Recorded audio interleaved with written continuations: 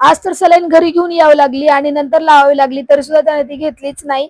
ते का बरं हे तर समोर मी तुम्हाला सांगतेच. पण आज ना आजी आलेली होती, आजीसोबत जरा चांगलं खेळणं चाललेलं होतं. आता 2-3 दिवसापासून अजिबातच तो ऍक्टिव्ह वगैरे राहत नव्हता, नुसता झोपून झोपून राहत होता.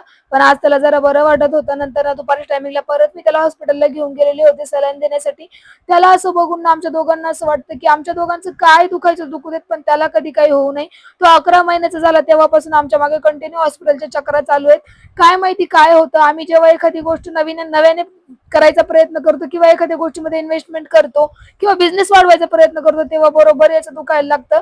चला सोडा, ह्या गोष्टी तर चालूच राहणार आहेत. घरातले छोटे मोठे कामं केले, कारण आजी त्याला घेऊन फिरत होती. आणि परत संध्याकाळी सगळ्या काही गोष्टी आवरून मला हॉस्पिटलमध्ये जायचं होतं. संध्याकाळी 9 वाजता आम्ही त्याला हॉस्पिटलमध्ये घेऊन गेलो. म्हटलं जरा वेळ त्याला झोपू घालावा, नंतर त्याला आपण सलाईन वगैरे देऊया. पण 2 तास प्रयत्न केल्याच्या नंतर सुद्धा तो अजिबातच झोपला नाही. मग शेवटी कंटाळून आम्ही सलाईन घेऊन त्या दादांना घेऊन घरी आलो. घरी येऊन सलाईन लावली, पण तरी सुद्धा त्यांनी काही ती घेतली नाही. चला आजसाठी एवढंच. भेटूया पुढच्या